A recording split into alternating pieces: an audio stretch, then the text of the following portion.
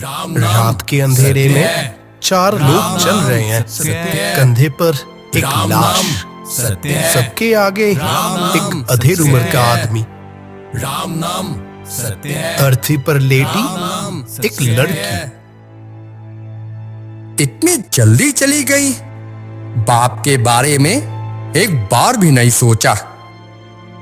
सच में अब ये माधव का क्या होगा?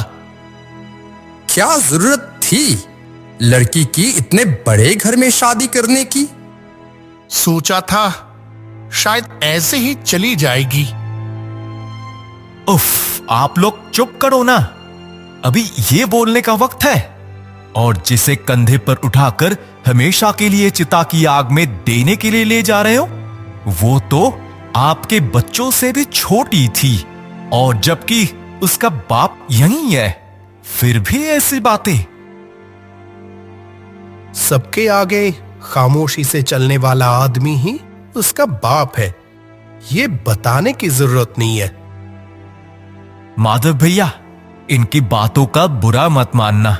इस तरह बेटी को खोना कितना दर्दनाक होता है, उसे किसी शब्द या तसल्ली से भुलाया नहीं जा सकता। खुद को संभालो। माधव एक बार पीछे मुड़कर अपनी मरी हुई बेटी को देखा। उनके कानों में जैसे बात पहुंच ही नहीं रही थी। उसके कानों में तो बस यही गूंज रहा था कि उसकी बेटी जो उस अर्थी पर लेटी है, अब कभी किसी की पुकार का जवाब नहीं देगी, पिता कहकर नहीं पुकारेगी, और ना ही कभी अपने दुख दर्द बता पाएगी। माधव आखिरी बार अपनी बेटी राधा को देखने उसके ससुराल गया था। बार बार अपनी आंखों के सामने वही दिख रहा था। बेटी के ससुर ने कुछ खास स्वागत नहीं किया। ओ, आप आए हैं? जैसे ही पता चला कि मेरी बेटी मां बनने वाली है और मैं नाना, ऐसे खुशखबरी सुनकर कैसे ना आऊं। देखिए ना, साथ में मिठाई भी लाया हूं।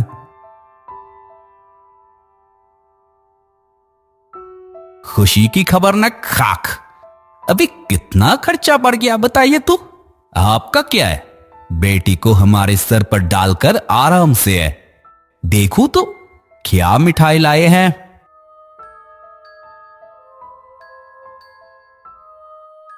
ये चंद मिठाई लाकर इतनी बातें, ये नहीं खाया जाएगा।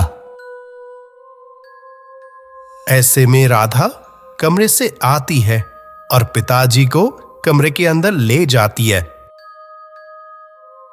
ये क्या हाल हुई है तिल? ये लोग तुझे बहुत तकलीफ दे रहे हैं ना? मुझे कुछ बताया क्यों नहीं? ससुर जी की बातों का बुरा मत मानना पिताजी। नहीं नहीं, मैं बुरा नहीं माना। पिछली बार जब आया था तब तो ऐसी हालात नहीं थी। इस बार ऐसा क्यों? नहीं, ऐसा कुछ नहीं है। ये क्या, रो क्यों रही है? क्या हुआ है? ससुर जी ने तय किया कि वो अपने बेटे की दोबारा शादी करवाएंगे। शादी करवाएंगे मतलब? तू है ना, फिर शादी कैसी? शादी होगी तो फिर से दहेज मिलेगा। लेकिन मैंने तो शादी के वक्त उधार लेकर भी 3 लाख रुपए दिए थे। फिर भी दामाद तुझ पर हाथ उठाता है ना? नहीं, मतलब राधा, तू तो ऐसी नहीं थी। गांव के सबसे हिम्मत वाली और अपने हक के लिए लड़ने वाली लड़की थी। और आज तू अभी मेरे साथ चल घर। राधा सारी तकलीफें बर्दाश्त की, क्योंकि मायके वापस लौटे तो सब ताने उसके पिता को सुनने पड़ेंगे। बेटी की अच्छे घर में शादी करने के लिए उनको बहुत दुख झेलना पड़ा था, और अब भी झेल रहे हैं। ये राधा अच्छी तरह जानती है। क्या चुप क्यों हो गई? ओह, तो बाप के सामने हम लोगों की शिकायत की जा रही है। आप लोगों की रगों में इंसान का खून है, पैसे के अलावा कुछ समझते नहीं है क्या? प्यार, रिश्ते, इनकी कोई कीमत नहीं है। छोड़िए अपनी ये सब बकवास। 5 लाख रुपए दे पाएंगे तो फिर बेटे की शादी नहीं करवाऊंगा। नहीं नहीं नहीं, मेरे पिताजी अब 1 रुपया भी नहीं देंगे। ओहो, बाप को देखते ही बिल्कुल रानी लक्ष्मीबाई बन गई हो। मेरा बेटा अभी घर पर है नहीं, वरना क्या होता? और भी कहा सुनी होती है। आखिरकार माधव जबरदस्ती राधा को अपने घर ले आता है।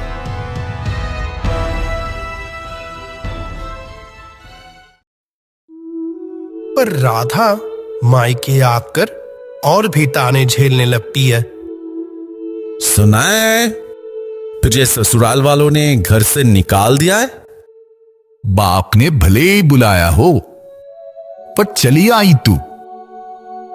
उधार लेकर शादी करवाई थी बड़े घर में, बहुत गरूर था।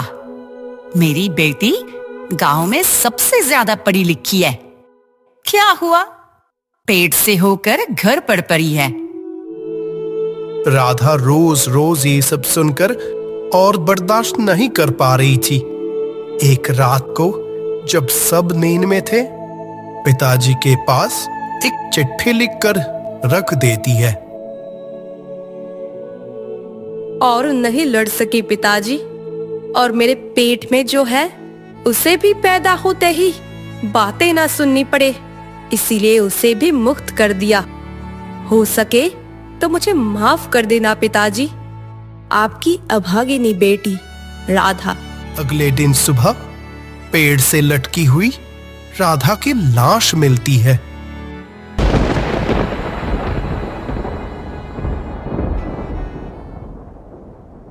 माधव भैया, क्या कर रहे हो? देख कर चलो, अभी गिरने वाले थे।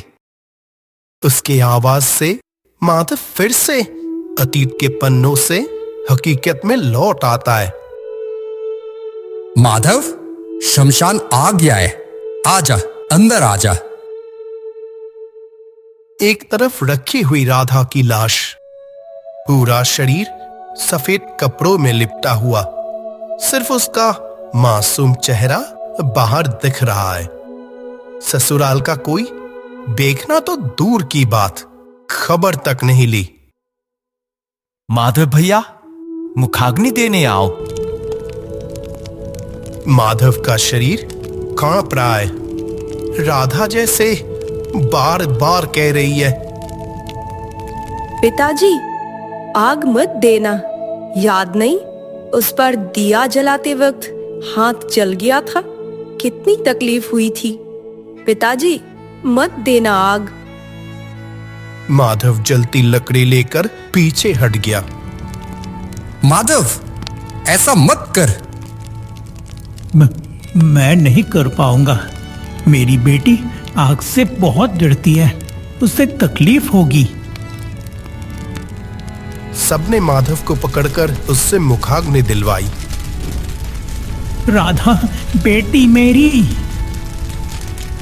कुछ ही देर में ही चिता जलकर राख हो जाती है।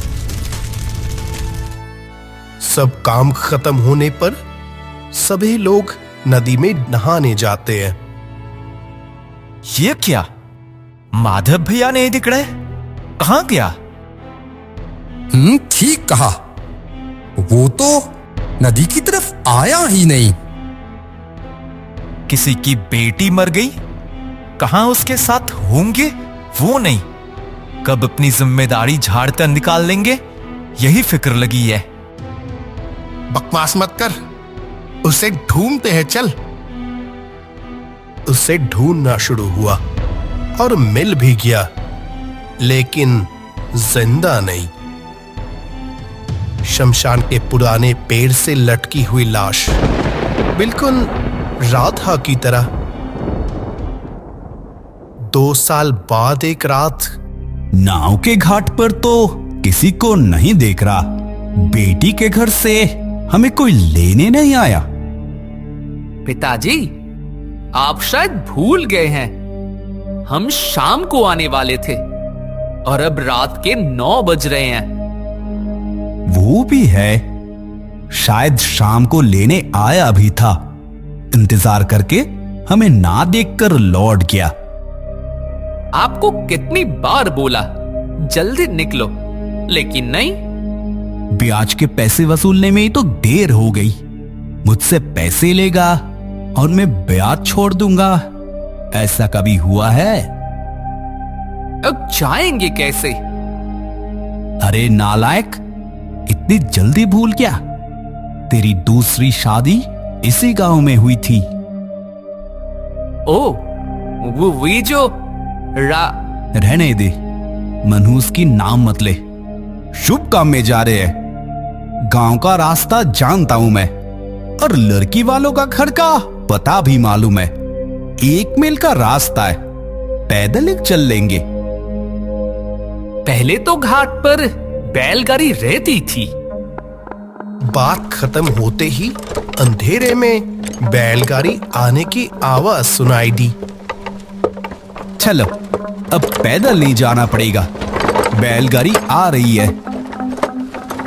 देखते ही देखते एक बैलगाड़ी उनके सामने आकर रुकी। गाड़ीवान का चेहरा साफ नहीं दिखाई दे रहा। गाड़ीवान, माखन लाल के घर चलोगे? बैठिए। बाप बेटा बैलगाड़ी में चढ़ जाते हैं। दहेज में क्या मांगना है तय कर ली है ना? हाँ, पूरी लिस्ट बना ली है। राजी नहीं हुए तो तभी रिश्ता खत्म।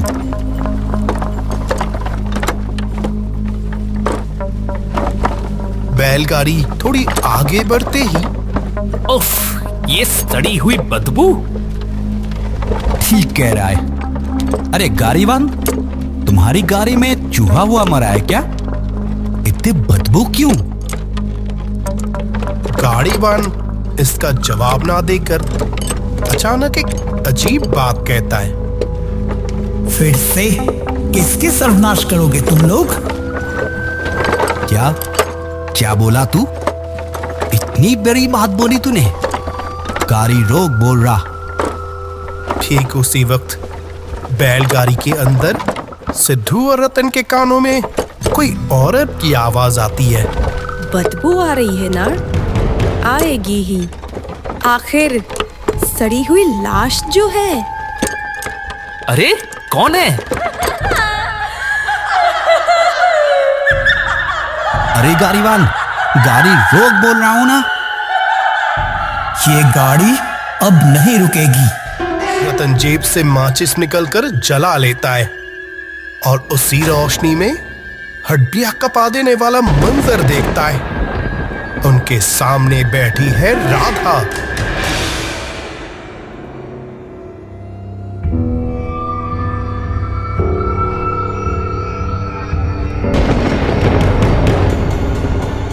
हमें पहचाना?